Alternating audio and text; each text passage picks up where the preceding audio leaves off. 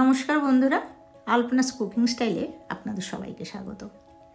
আজকের রেসিপি আলু কুলচা। আমরা সাধারণত আলু কুলচা বা কুলচা দোকান থেকে কিনে খাই। দোকান থেকে না কিনে খুব সহজেই ফুলো ফুলো আলুর কুলচা ঘরে বানিয়ে নিতে পারবেন। তো রেসিপি শুরু করছি, দেখে নেবেন কিভাবে বানাচ্ছি। কুলচা বানানোর জন্য প্রথমে 1.5 কাপ ময়দা নিলাম, আরও হাফ কাপ অ্যাড করলাম, মানে 2 কাপে 4টে কুলচা হবে। এখন ময়দাটা মাঝখানে একটু ফাঁকা করে নিয়ে এর মধ্যে দিয়ে দিলাম 3 চামচ দই।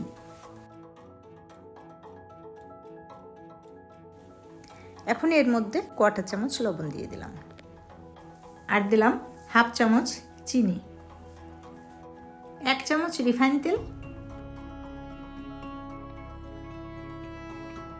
ছোট্ট 1 চামচ বেকিং পাউডার, আর এর হাফ চামচ বেকিং সোডা।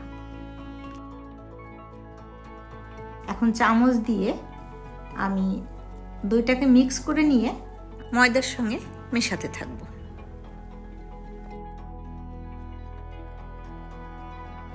পরিমাণ মতো গুনগুনা জল দিয়ে সফট একটা ডো বানিয়ে নেব।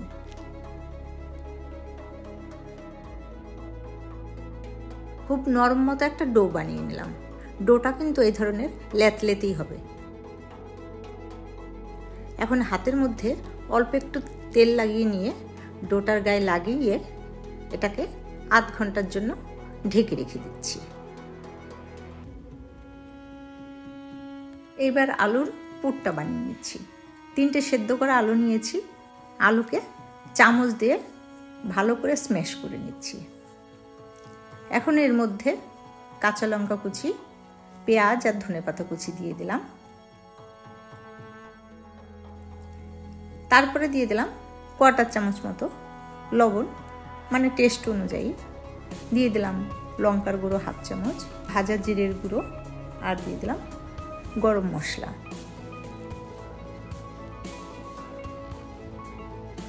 এখন এই আলুটাকে সমস্ত মশলা দিয়ে ভালো করে আরেকবার মাখিয়ে নিচ্ছি। আলুর পুরটা রেডি।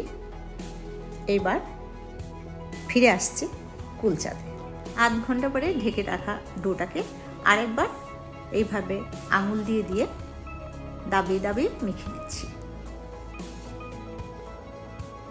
ডোটা কিন্তু এখনো নরম আছে, তাই অল্প একটু ময়দা ছড়িয়ে দিলাম, আর ডোটাকে আরও একবার মেখে নিলাম। Dough ready. এখন এর থেকে লেচি কেটে নিচ্ছি। তো হাতের মধ্যে অল্প একটু তেল লাগিয়ে নিয়ে এখান থেকে 4টে লেচি বানিয়ে নিলাম। কারণ কুলচাগুলো একটু মোটা হয়, তাই লেচিগুলোকে একটু বড় রাখতে হবে।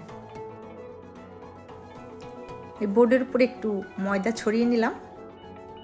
এইবার এখান থেকে একটা লেচি তুলে নিয়ে এখন এটাকে বেলে নিচ্ছি। আসলে আমার চাকতিটা একটু ফেটে গেছে, তাই আমি বোর্ডের উপরে বানাচ্ছি। এটা কিন্তু হাতের মধ্যে নিয়েও এরকম গোল করে নেওয়া যায়। যাই হোক, এর মধ্যে বেলে নিলাম। এখন কিছুটা আলুর পুর এর মধ্যে দিয়ে দিলাম, আর এটাকে চারপাশে মুখটাকে বন্ধ করে দিলাম।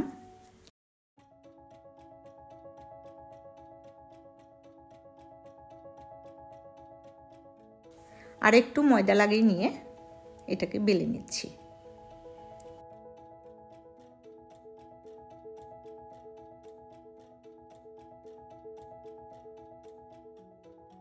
যেহেতু কুলচাগুলো একটু ওভাল শেপে হয়, তো আমিও তাই ওভাল শেপ দেওয়ার চেষ্টা করছি, কিন্তু আমারও তো ঠিকঠাক মতো হচ্ছে না, তাই চারপাশে একটু আঙুল দিয়ে দাবিয়ে দাবিয়ে এইভাবে শেপ দিয়ে নিলাম।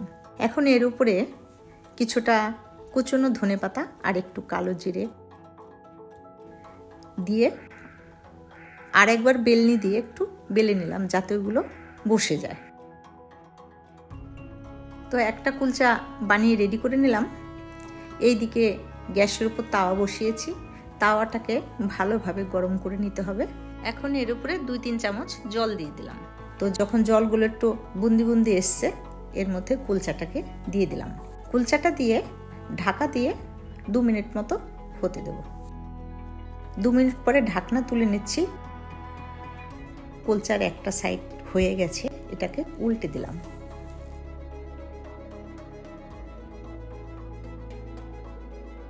এবার আমি কুলচাটার উপরে একটু বাটার দিয়ে নিচ্ছি।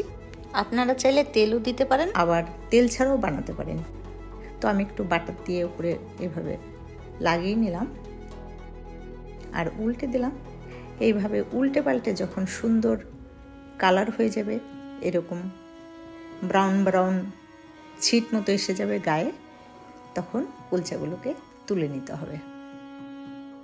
যতবার কুলচা তাওয়ার উপরে দেবো এইভাবে একটু জল দিয়ে নিতে হবে আর ঢেকে নিয়ে উল্টে পাল্টে সুন্দর যখন কালার হবে তখন তুলে নিতে হবে।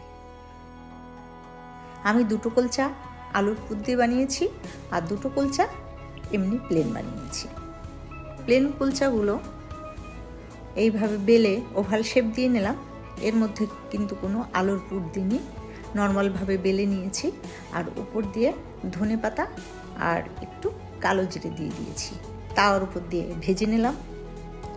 যেই কুলচাতে পুর দিয়ে বানাবেন আলুর পুর দিয়ে, সেটা আলু কুলচা, আর যেই কুলচা প্লেনভাবে বানাবেন সেটা প্লেন কুলচা। দেখুন কি সুন্দর কুলচা বানিয়ে নিলাম। তো কেমন লাগলো আপনাদের কুলচা বানানোর রেসিপি? ভালো লাগলে কিন্তু চ্যানেলকে সাবস্ক্রাইব করতে ভুলবেন না। লাইক, শেয়ার, কমেন্ট করে পাশে থাকবেন। ভালো থাকবেন সবাই। আবার আসবো অন্য কোনো নতুন রেসিপি নিয়ে। বাই।